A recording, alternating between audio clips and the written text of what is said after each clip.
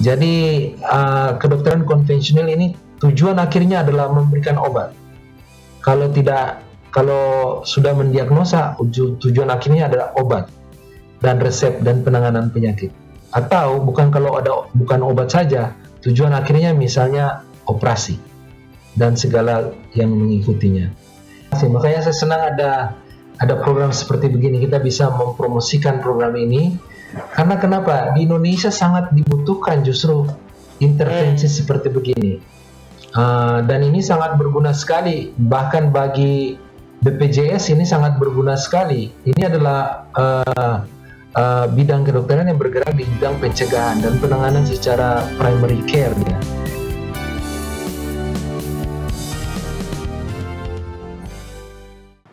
Tahu nggak, Len? Saat ini ada pengobatan yang berdasarkan penelitian, berdasarkan sains, tapi agak berbeda dari pengobatan yang pada umumnya. Gimana tuh, Kak? Baru dengar nih apa nih? Biasa Ellen kalau sakit ke dokter dikasih apa?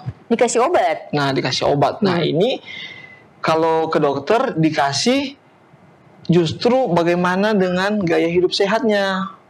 Wih, bukannya kita memang kalau sakit harus hidup sehat? Gimana sih maksudnya? Nah, ini agak bingung juga kan? Iya. Nah, namanya itu lifestyle medicine. Kedokteran pola hidup sehat. Kalau di Amerika, di luar negeri ini udah sangat banyak.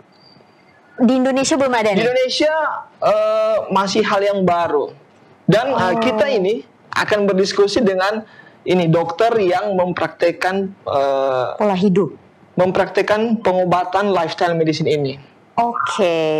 Kayaknya menarik nih, Kak. Menarik. Nah, jadi kalau contohnya seperti ini, Lan, kalau kamu sakit, kalau datang ke dokter ini misalnya, dia itu akan prescribe, kasih resep itu tentang gaya hidup sehatnya lo. Bukan obat-obatan ya? Iya. Mungkin ada tapi sebagai last option atau pilihan terakhir. Kalau nggak salah seperti itu sih. Jadi contoh kalau lu sakit stroke misalnya, dikasih itu makanan apa yang cocok untuk penyakit itu, kayak gitu ya. Atau olahraga apa yang cocok, berapa kali sehari. Lumayan. Jadi lu nggak ke apotek tapi lu mempraktekkan sendiri gaya hidup lu, namanya lifestyle medicine. Yang aku tahu seperti itulah. Kayaknya aku harus langsung tanya aja langsung ke dokternya. Daripada kamu bingung aku terangin, lebih baik kita akan interview langsung atau cakap-cakap dengan Dr. Leonard Uwi Setiawan, merupakan Master of Public Health dan juga Diplomat Lifestyle Medicine di acara Total Health berikut ini.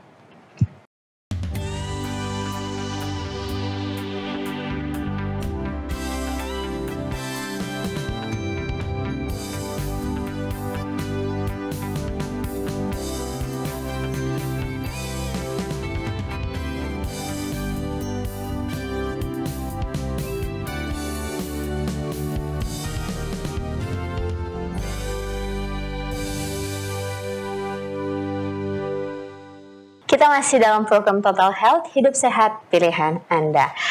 Nah, Kak Deto, gimana kita langsung aja panggilkan dokter yang akan membahas pembahasan kita pada hari ini, yaitu Dokter Leo. Ya. Kita langsung nanya-nanya nih ya. Kita langsung tanya-tanya. Karena aku kan taunya dari Kak Deto, jadi Kak Deto duluan deh yang memperkenalkan dan langsung tanya ke Dokter Leo. Ya, jadi telah hadir bersama dengan kita di acara Total Health, hidup sehat pilihan Anda, adalah seorang dokter, juga public health, dan juga menamatkan di Diplomat Lifestyle Medicine, dan beliau merupakan praktisi pola hidup sehat dari Evata Clinic, di mana pusat intervensi pola hidup alamiah Surabaya. Ini mungkin terdengar masih agak baru ya tentang praktek pola hidup sehat. Untuk itu kita langsung saja berbincang-bincang dengan Dr. Leonard Uwi Setiawan. Halo dokter, apa kabar?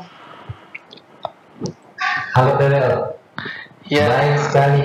Terima kasih sudah mengundang saya. Kelihatan segar sekali ya dok ini. Ya dok, ini Ellen nih teman aku, masih penasaran tentang lifestyle medicine atau kedokteran pola hidup.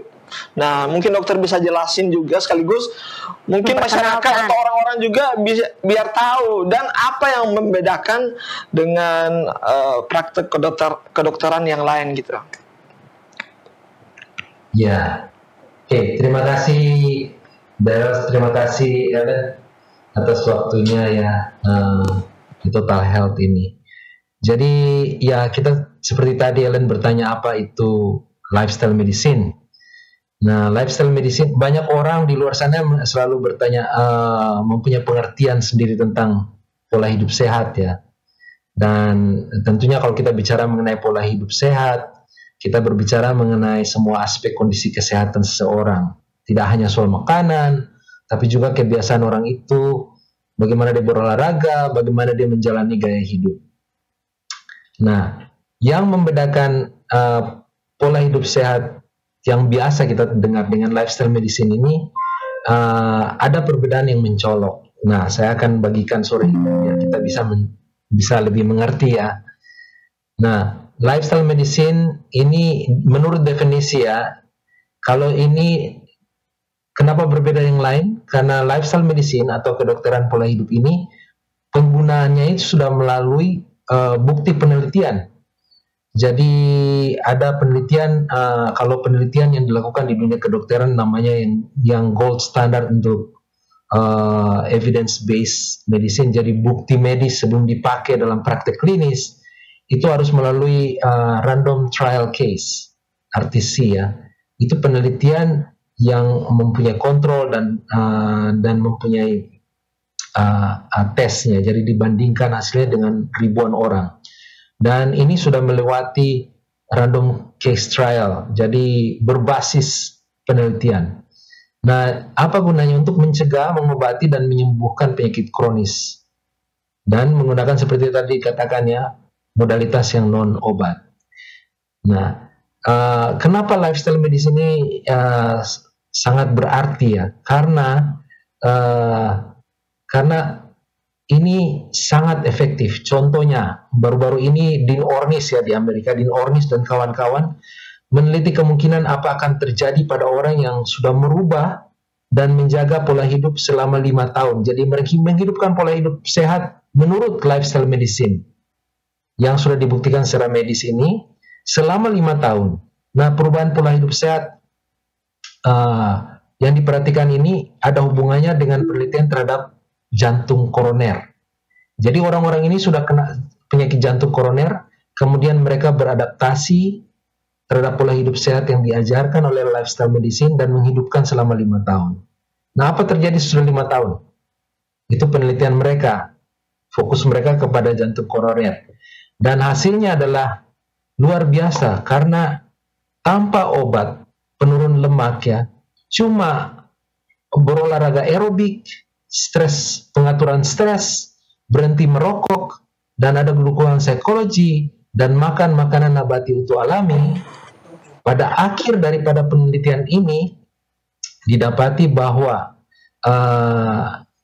orang-orang yang mempunyai penyempitan pembuluh darah di jantung, ya, ada sekitar 1 tahun sesudah mengikuti program, mereka punya pembuluh darah diameternya itu mengalami 4,5% perbaikan dan 7,9% perbaikan pada akhir tahun kelima. Sangat luar biasa tanpa obat loh. Itu baru penyakit jantung ya. Bukti yang lain juga adalah penyakit diabetes. Nah, penyakit diabetes dilakukan di England, di Inggris. Ada 306 orang yang mengikuti randomized case trial.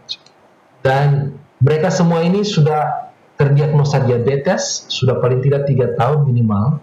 Mereka punya berat badan berlebihan, dan mereka sudah minum lebih dari 2 macam obat penurun gula di darah, selain obat penurun kolesterol, statin, dan obat darah tinggi. Nah, setelah 12 tahun penelitian, hampir setengah dari peserta penelitian ini mengalami remisi. Maksudnya remisi ini adalah kembali ke kondisi pra-diabetes, jadi tidak kena diabetes tanpa memerlukan obat-obatan. Kan luar biasa sekali. Nah, itu sebabnya saya katakan hasilnya lebih baik karena biayanya juga lebih rendah. Cuma makanan, berolahraga, dan yang lainnya dibanding dengan beli obat. Dan ini yang membedakan betul-betul pola hidup lifestyle medicine dengan pola hidup yang ada sekarang. Nah, inilah komponen-komponen. Ingin tahu komponen apa saja ya? Kita sebutkan komponen ini sebagai pilar. Ada 6 pilar lifestyle medicine, dan 6 pilar ini sudah terbukti sangat sederhana, tetapi terapi yang sangat powerful. Pertama adalah nutrisi. Jadi nutrisi ini adalah makanan itu di treat sebagai obat. Kita pilih makanan yang kurang diolah. Kemudian makanan itu harus makanan nabati utuh, kaya serat, padat nutrisi. Jadi sayur-sayuran, buah-buahan, lentil, biji-bijian, dan kacang-kacangan. Kemudian yang kedua adalah olahraga. Nah, aktivitas fisik yang teratur dan konsisten. Jadi bukan hari Minggu saja berolahraga, luar biasa olahraganya, tetapi hari-hari lain tidak pernah berolahraga. Ini olahraga rutin, tiap hari, dan teratur, konsisten. Hujan, tidak hujan, tetap melakukan olahraga. Ini adalah bagian penting dari keseimbangan kesehatan optimal. Kemudian tidur. Banyak orang sekarang mengalami kesulitan dalam hal tidur ya, karena banyak sekali komponen-komponen yang mengganggu. Misalnya pola makannya tidak baik, lingkungannya tidak mendukung, perilakunya juga merusak jam tubuhnya. Itu sebabnya kualitas tidurnya, dia ada tidur, tapi kualitas tidurnya menjadi buruk, dan ini menjadi beban terhadap imunitasnya, melemahkan imunitasnya. Kemudian substance abuse, ini merujuk kepada alkohol, rokok, obat-obatan. Tetapi bagi kita, orang-orang yang mungkin sudah tidak makan dan tidak minum alkohol, ini merujuk juga kepada sesuatu yang ditambahkan kepada makanan kita ya, bisa berupa satu warna, seperasa, garam yang berlebihan. Itu juga yang kita sudah abuse, itu merupakan bahaya terhadap kesehatan kita. Kemudian stress management, kita tahu kalau stres itu tidak diatur, kita kan tidak bisa lari dari stres ya. Pasti ada stres. Tapi kita harus belajar mengenali stres itu. Bagaimana mengatasi stres. Kalau stres itu diatur dengan baik, kita bisa membawakan stres itu sebagai hal yang positif dalam tubuh kita. Kemudian ditemukan juga hubungan antara sesama, sosial. Hubungan sosial ini sangat penting untuk ketahanan emosional dan kesehatan yang optimum. Nah, inilah 6 pilar yang sudah dibuktikan secara medis, secara randomized case trial, yang mempunyai efek menyembuhkan kepada orang yang melakukannya. Nah, sangat baik sekali. Makanya ini kita mau promosikan, lebih banyak lagi kita promosikan di Indonesia. Apa bedanya sekarang ini dengan yang lain? Oke. Pertama, kita lihat ada pengobatan konvensional, ilmu kedokteran konvensional, itu biasa kedokteran medis. Kemudian dikatakan ada ilmu kedokteran alternatif medicine atau complementary medicine. Ada juga dikenal dengan integrative medicine, ilmu kedokteran integratif. Ada juga ilmu kedokteran fungsional, ada mind and body, ada preventif. Jadi ada banyak sekali ilmu kedokteran di luar sana, kedokteran yang menamakan diri bisa mengobati dan bisa menyembuhkan penyakit. Tapi pola hidup ini, pengobatan lifestyle medicine ini berbeda dengan yang lain. Ini perbedaan yang pertama. Kalau dengan kedokteran konvensional, kalau kita ke dokter, biasanya kita diobati faktor yang menyebabkan kita sakit. Misalnya kalau kita ke dokter, karena kita diare, maka akan diperiksa diare itu karena apa. Kalau karena infeksi, akan diberikan obat antiparasit, antibakteria. Kemudian pasien itu sendiri akan menerima pengobatan itu dan melakukannya di rumah sendiri. Harus minum obat selama 7-14 hari. Jadi pasien itu tidak melakukan apa-apa selain minum obat saja dan mengikuti advice dari dokter. Dan dokter itu terus akan follow up dari pasien apakah sudah sembuh atau tidak ya. Jadi kedokteran konvensional ini tujuan akhirnya adalah memberikan obat. Kalau sudah mendiagnosa, tujuan akhirnya adalah obat dan resep dan penanganan penyakit. Atau bukan obat saja, tujuan akhirnya misalnya operasi dan segala yang mengikutinya. Jadi pasiennya itu ada penerima pasif. Tapi kedokteran pola hidup, dia mengobati faktor penyebab pola hidup.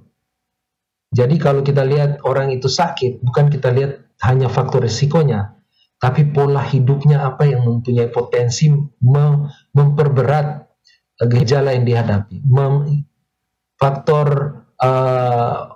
kebiasaan hidupnya, faktor makanannya, bagaimana pengaturan emosinya, apakah dia berolahraga atau tidak, yang menyebabkan penyakitnya ini muncul atau lebih berat. Itu yang dilihat oleh kedokteran pola hidup. Kemudian dalam mengobati, pasien ini adalah partner. Jadi bukan penerima pasif di satu ujung, tapi dia merupakan partner. Jadi kita jelaskan kepada dia ini adalah penyakit, dan ini adalah hal-hal yang memperberat, dan ini adalah hal-hal yang membuat penyakit itu muncul. Nah, kemudian kita ajak dia untuk bekerja sama.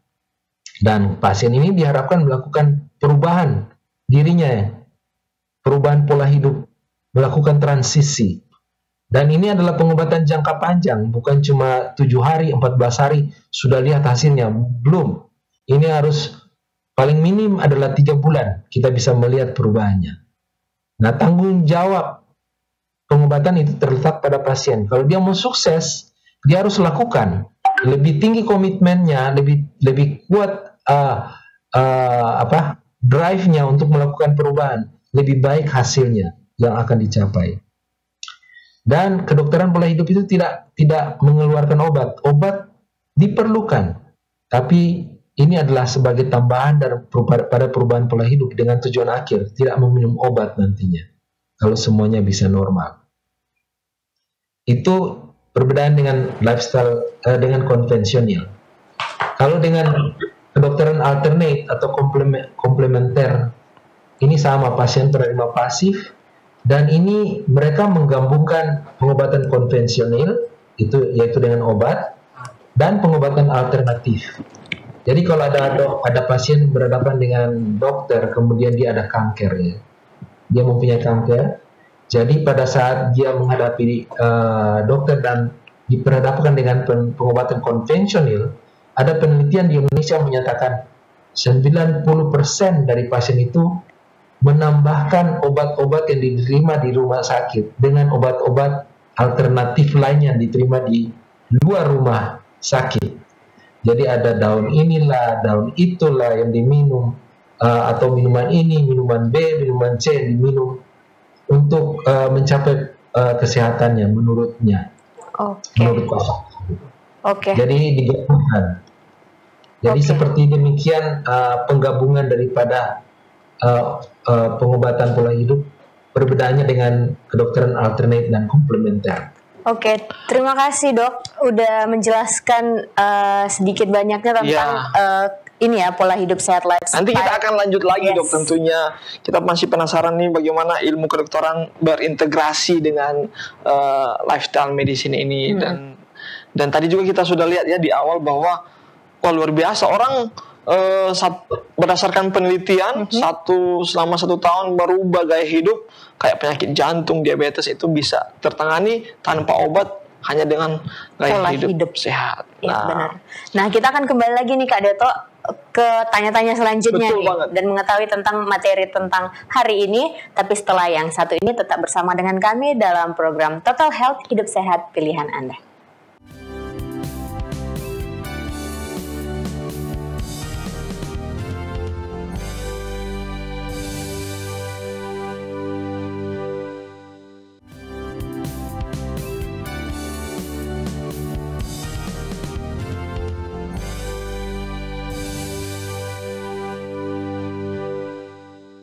Kita masih dalam program Total Health, Hidup Sehat Pilihan Anda. Tadi kan kita sudah mengetahui setidaknya definisi dari lifestyle medicine ini ya. Benar. Dan beberapa perbedaan dengan kedokteran yang lainnya. Nah ini dok, mungkin dokter bisa jelaskan juga mengenai apa sih yang membuat lifestyle medicine ini berbeda dengan pengobatan pola seperti integrasi, fungsional, pengobatan kedokteran mind body, dan yang lain-lain, Dok.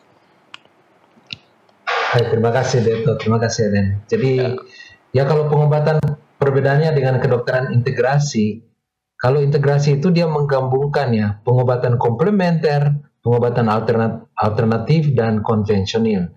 Jadi di ujungnya masih ada obat juga. Tetapi selain itu misalnya dia gabungkan dengan yang lainnya, misalnya pijat, misalnya akupunktur, itu ada penggabungan dari komplementer, alternatif dan konvensional. Kenapa dia menggabungkan? Karena ini dia melihat penyakit itu sebagai kebutuhan fisik, sosial, emosional, mental, lingkungan dan spiritual menjadi satu. Kalau ini kebutuhan ini tidak terpenuhi, akan terjadi munculnya gangguan kesehatan. Jadi itulah perawatan yang diberikan oleh kedokteran integratif ini adalah secara menyeluruh. Cuma ada catatannya, kadang-kadang ada pengobatan metode komplementer, metode alternatif yang belum terbukti secara medis. Jadi masih belum 100% bisa diperjelas atau dipertanggungjawabkan. Nah, kemudian yang fungsional ini juga melihat, ini di Indonesia banyak sebenarnya ini ilmu ini dia melihat pasien itu sebagai dari struktur terkecil sel. Jadi di sel ini ada fungsi pencernaan, ada detoksifikasi, ada kontrol oksidatif stres. Nah, mereka menganalisa kalau ketidakseimbangan di antara fungsi pencernaan, detoksifikasi, dan proses dalam sel, ini akan menyebabkan penyakit. Itu sebabnya mereka selalu mengadakan penelitian dulu, pemeriksaan laboratori untuk melihat berjenis-jenis hormon, melihat kalsiumnya berapa, magnesiumnya berapa, kemudian dari situ mereka mendiagnosa, ini sakitnya, dan ini akan diberikan pengobatan seperti naturoterapi, ada ozon, ada pengobatan hiperbarik, ada diet juga, mikronutrisi, makronutrisi, itulah pengobatan fungsional. Kemudian yang satu kedokteran mind and body ini juga populer, ini melihat bahwa kondisi mental kita ini mempunyai pengaruh terhadap kondisi kesehatan tubuh dan sebaliknya. Ada hubungan timbal balik antara mental dan fisik. Kalau tidak terjadi keseimbangan antara ini, akan terjadi penyakit. Jadi modalitas pengobatannya seperti yoga, hipnosis, visual imaginary, dan biofeedback, dan lain-lain. Ini adalah pengobatan kedokteran mind and body. Kedokteran preventif atau kedokteran masyarakat ini lebih banyak memfokus kepada masyarakat, pencegahan. Jadi contohnya kalau sekarang masa pandemi, kita sangat sekali melihat ya, ada diagnosa yang dilakukan oleh kedokteran masyarakat ini, perlu dilakukan vaksinasi massal. Untuk perlindungan massal perlu dilakukan jaga jarak, pasang masker. Itu adalah kedokteran preventif, kedokteran masyarakat. Jadi kira-kira demikian ini perbedaan-perbedaan dengan kedokteran yang lain. Jadi sangat unik kedokteran pola hidup, dan identitasnya di luar negeri sudah terestablish ya. Ini satu cabang kedokteran yang khusus. Cuma kalau di Indonesia ini masih belum bisa kemana-mana. Demikian Darren. Oke, wah luar biasa ya. Ternyata ini boleh dikatakan satu cabang kedokteran yang khusus yang saya rasa juga yang membahas tentang pola hidup sehat ya. Applicable saat ini. Dan baru pertama ini bukan? Iya. Nah, menjadi pertanyaan Len, kenapa baru sekarang kan? Nah itu dia, karena kan yang kita tahu pola hidup sehat, ini ya dok yang saya tahu ya, kalau orang sakit kan pasti tujuan akhirnya itu dokter spesialis lainnya itu akan menganjurkan kita untuk hidup sehat. Tapi kalau kali ini khusus ya Kak Deto ya, spesialis pola hidup sehat, benar gak? Ya. Nah menjadi pertanyaan dok ini, kalau di luar negeri kan udah lumayan lama lah, atau akhir-akhir ini memang sangat sering dibicarakan mengenai lifestyle medicine ini. Nah, kenapa baru sekarang ini gitu? Kalau apalagi di Indonesia masih belum sangat familiar akan pengobatan pola hidup sehat seperti ini, Dok. Ya, terima kasih. Makanya saya senang ada program seperti begini. Kita bisa mempromosikan program ini. Karena kenapa? Di Indonesia sangat dibutuhkan justru intervensi seperti begini. Dan ini sangat berguna sekali. Bahkan bagi BPJS ini sangat berguna sekali. Ini adalah bidang kedokteran yang bergerak di bidang pencegahan dan penanganan secara primary care, ya. Kalau kita lihat di Indonesia, kenapa ini sekarang dibutuhkan? Di dunia nih, kenapa baru sekarang sangat dipopulerkan? Karena dunia kalau dulu di tahun 60-an itu dunia ditakuti oleh penyakit-penyakit infeksi. Jadi ada muncul penicillin dan sebagainya macam. Tapi kalau sekarang ini, malah penyakit-penyakit yang merajalela yang menjadi penyakit utama di dunia ini yang melanda dunia sekarang adalah penyakit kronis. Maksudnya penyakit yang berjangka panjang. Ini berhubungan erat dengan pola makan. Ini berhubungan erat dengan cara mereka hidup. Ya, jadi pola hidupnya. Nah, kalau dari WHO dikatakan bahwa pola makan itu dihubungkan sebagai penyebab utama kematian dan cacat. Nah, WHO juga mengatakan bahwa pembunuh utama sehubungan dengan pola hidup adalah penyakit jantung, stroke, diabetes, dan kanker. Dan itu juga sama berlaku di Indonesia. Ini menurut data yang saya dapatkan dari statistik di Indonesia, dari 73% penyebab kesakitan dan kematian di Indonesia ini disebabkan oleh penyakit tidak menular. Jadi penyakit jantung, diabetes, itu kan tidak menular. Dan 73% penyebab penyakit ini dan kematian itu lebih banyak dari penyakit tidak menular ini. Nah, kalau kita lebih sederhanakan lagi ya, dikatakan 7 dari 10 penduduk Indonesia dewasa ini, tahun 2020 datanya, mengidap penyakit kronis, jantung, kanker, penyakit paru, stroke, diabetes, dan penyakit ginjal. Itu sebabnya sangat diperlukan intervensi seperti begini, mengubah pola hidup supaya penyakit ini tidak muncul. Nah, kalau kita melihat penyakit, kita ingin bertanya, berapa banyak ongkos yang sudah dipakai oleh BPJS mengongkosi penyakit-penyakit ini? Kalau kita lihat dari data laporan dari BPJS, jaminan ini lebih dari 50% belanja ini PTM, maksudnya bukan tatap muka ya, pertemuan tatap muka, ini adalah penyakit tidak menular. Jadi 50% belanja penyakit tidak menular adalah jaminan kesehatan nasional atau BPJS. Ini kita lihat di tengahnya, menanjak terus dari tahun 2016 sampai tahun 2018 itu menanjak terus.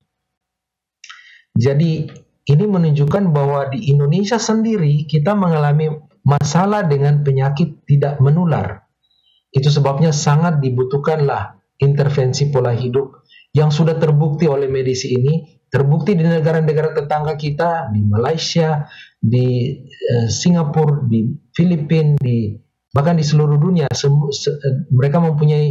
Mereka sudah mengakui cabang kedokteran ini dan sudah memakainya secara aktif di pengobatan di rumah-rumah sakit, bagian dari pengobatan. Cuma di Indonesia ini kita agak sedikit ketinggalan. Tapi kalau kita melihat data, kita sangat membutuhkan program seperti begini untuk diadaptasi di pengobatan pemerintah. Jadi kira-kira demikian, Helen. Mudah-mudahan bisa mengerti kenapa kita butuhkan sekarang pengobatan atau intervensi pola hidup, kedokteran pola hidup sehat seperti begini. Baik, terima kasih dokter. Nah dok, kembali lagi nih jadi pertanyaan dok. Tadi dokter sempat singgung tentang mind and body dok. Jadi yang menjadi pertanyaan saya, bagaimana tentang yoga itu bisa berbeda dengan pola hidup sehat dokter? Oh ya, kalau yoga, mungkin kita banyak orang muda tahu mengenai yoga. Mungkin Ellen juga seorang praktisi yoga, pernah ikut yoga. Iya, dia memang suka yoga dok. Pernah ikut dok, lihat aja sih. Nah, biasanya kalau di yoga itu mereka mempunyai instruksi. Jadi ya kita duduk, kita mempunyai posisi-posisi tertentu ya, mencari posisi yang rilaks. Kemudian apa yang kita lakukan? diajak kita untuk mengosongkan pikiran, ya kan? Kita memfokus napas kita, fokus semua perhatian kita pada napas kita dan mengosongkan pikiran. Kemudian kita mengalami relaksasi dengan melakukan demikian. Jadi ada orang yang bisa berjam-jam diam dalam posisi demikian. Itu tidak sama dengan pola hidup. Memang ada persamaannya, yaitu pasiennya melakukan gerakan aktif, dia melakukan yoga, dia harus belajar bagaimana berkonsentrasi, bagaimana fokus, dia harus belajar melakukan itu. Tetapi tidak ada pola hidup yang lain, hanya itu yang dipromosikan, itu yang menjadi intervensi mereka. Jadi yoga satu-satunya yang dijadikan sebagai modalitas mereka. Kalau pola hidup bukan cuma yoga, dan kita tidak memakai yoga karena kita mempunyai bentuk yang lain. Berbeda dengan di pola hidup sehat, kita memakai stress management. Salah satu stress management yang tadi stress management itu adalah mindful meditasi. Jadi meditasi tapi dengan memfokuskan pikiran kita kepada semua yang kita rasakan dalam tubuh. Atau kita bisa memfokuskan pikiran kita kepada kejadian yang ada di sekitar kita. Ada kalanya orang melakukan, coba saya tanya, tadi pagi Deto ke kantor, itu pakai sendal kiri dulu atau kanan dulu? Wah, luar biasa pertanyaan ini. Belum ada orang yang bertanya pakai sandal kanan atau kiri. Lupa juga sih. Kalau aku sih biasanya kanan sih. Mungkin kanan kali. Nah, kan jadi bingung kan. Jadi begitulah, karena kita lebih banyak hidup autopilot. Kita lebih banyak melakukan sesuatu autopilot. Kita tidak meletakkan pikiran kita pada apa yang kita lakukan. Jadi kadang-kadang kita taruh kunci di sini, bisa lupa kita karena kita autopilot. Nah, mindful meditasi ini mengajarkan kita kembali lagi meletakkan pikiran kita kepada apa yang kita lakukan. Kita aware dengan apa yang kita lakukan di sekitar kita. Tindakan kita aware semuanya itu. Dan itu susah, gampang disebut, tapi susah, perlu pelatihan. Dan ilmu kedokteran sudah mengatakan bahwa ini bisa mengurangi stres, bisa mengurangi anxiety, bisa mengobati gejala-gejala penyakit mental yang lainnya. Sangat luar biasa. Ini adalah bagian dari pola hidup sehat, dan makanya ini berbeda dengan yoga. Demikian, Elena. Oke, wah, luar biasa ya. Semakin terbuka ya. Terbuka tentang hidup sehat ya. Iya. Nah ini dok, ada lagi ya, orang yang bertanya seperti ini. Ada yang biasa mempromosikan akan efek yang baik dari oksigen larut yang biasa diteteskan pada air minum sebagai kebiasaan pola hidup sehat katanya. Nah, apakah ini juga bagian dari kedokteran pola hidup sehat? Nah, dokter akan bahas setelah yang satu ini. Kita akan kembali di Total Health. Hidup sehat, pilihan Anda.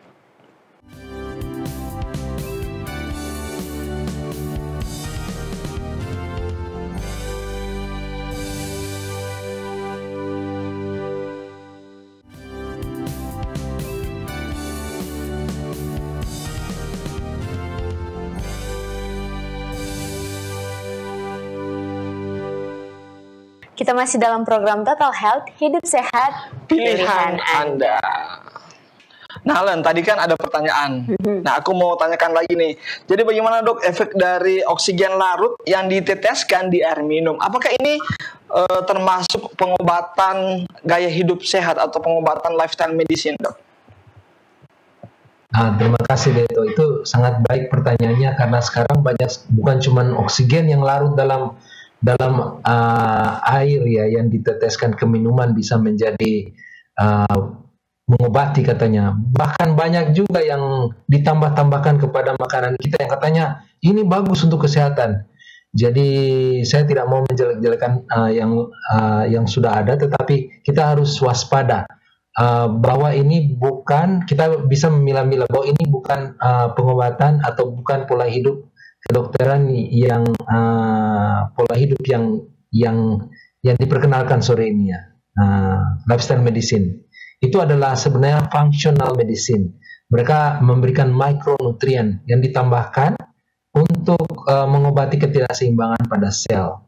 Kalau lifestyle medicine ini lebih banyak menitik beratkan nutrisi kita pada makanan nabati utuh alami atau whole food plant based yang berasal dari alam, itulah yang terbaik bagi kita tanpa diutak-atik. Kalau kita proses, kita harus juga menjaga agar komposisi makanan yang kita makan ini masih tetap alami, tidak ditambahkan, tidak dikurangkan. Itulah lifestyle medicine.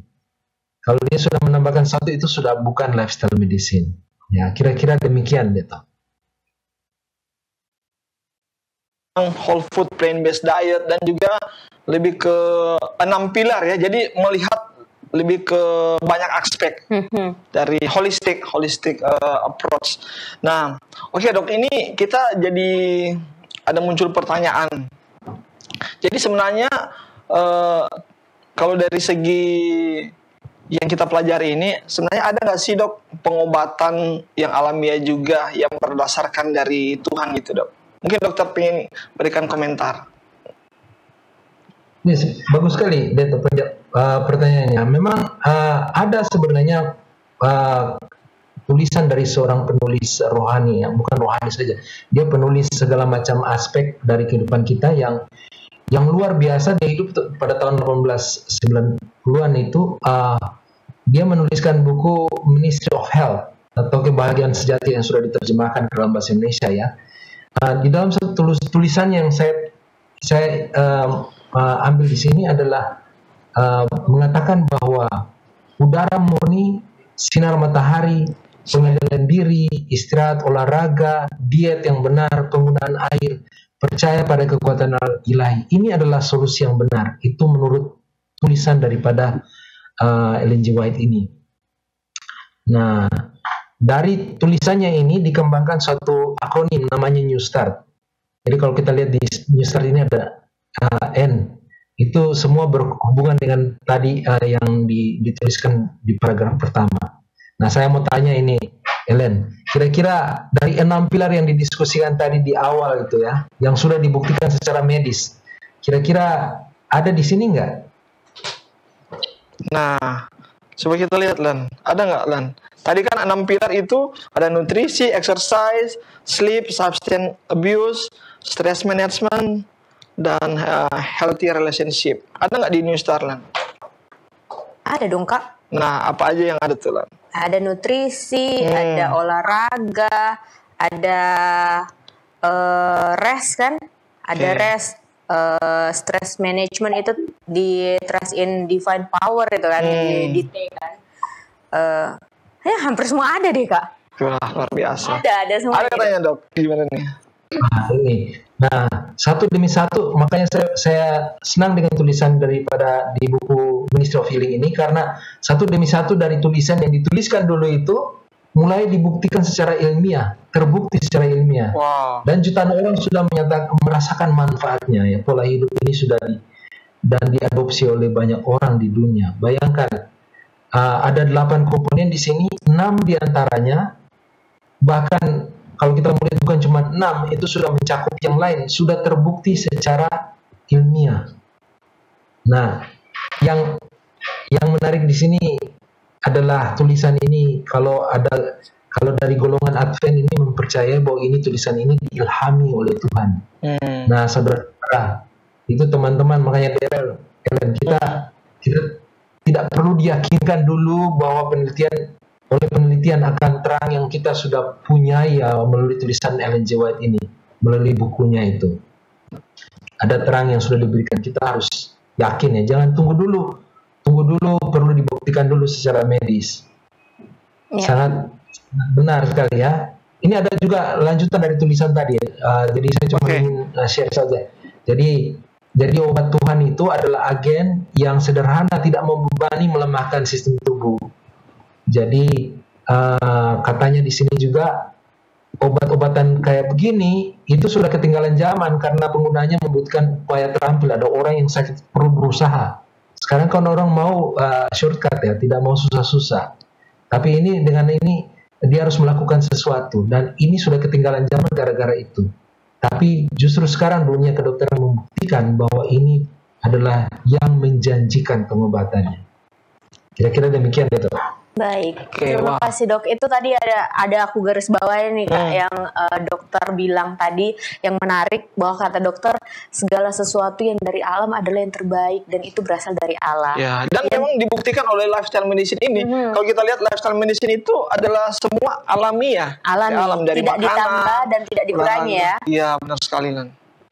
Nah, dok, kira-kira ada nggak sih yang mungkin mempraktekkan akan pola New Star ataupun pola dari lifestyle medicine ini, 6 pilar ini mungkin di Indonesia atau ya untuk di Indonesia aja dok?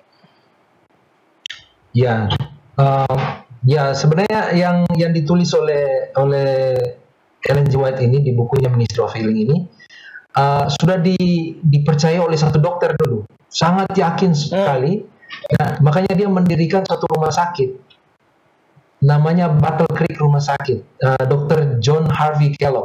Kalau kita ke toko biasanya kita lihat Kellogg yang cornflakes. jagung flex. Ya, jagung. Itu dari dia yang memproduksikan. Nah, dia ini yang memimpin rumah sakit namanya Battle Creek ini. Karena rumah sakit ini menjadi terkenal karena penyembuhan dengan menggunakan metode ilmiah dituliskan oleh Ellen G. White tadi. Contoh lakukan ini misalnya ini ya, breathing exercise, udara segar. Kemudian ada hidroterapi dilakukan, penggunaan air, dan masih banyak lagi yang kita bisa lihat sendiri di internet. Nah, ini luar biasa karena sangat terkenal. Bukan hanya orang-orang biasa yang berobat di sini, orang-orang terkenal mengobati, tokoh-tokoh Amerika yang terkenal di dunia, dari Afrika sendiri, dari British datang untuk berobat di sini. Bayangkan ini dari sanitarium yang kecil menjadi 800 pegawai, berkembang menjadi 1.000 orang pegawai dengan 400 ruang perawatannya. Sangat bagus sekali. Wow. Nah, akhirnya ini terbakar karena perang dunia dan orang melupakan ini. Tetapi sekarang di Indonesia dengan lifestyle medicine banyak sekali bukan usaha ya, ada gerakan-gerakan kecil yang mempromosikan lifestyle ini, pola hidup sehat ini di Indonesia. Kita lihat Chinese Ministry Center di Jakarta, ada Eden Way di Malang dan di Manado, ada Evata di Surabaya, ada Shalom Center di Sentul, ada Healing Way itu dong di Manado, dan ada Surabaya Ministry Center juga. Sudah ada banyak yang mempromosikan dan melakukan ini di Indonesia. Gitu.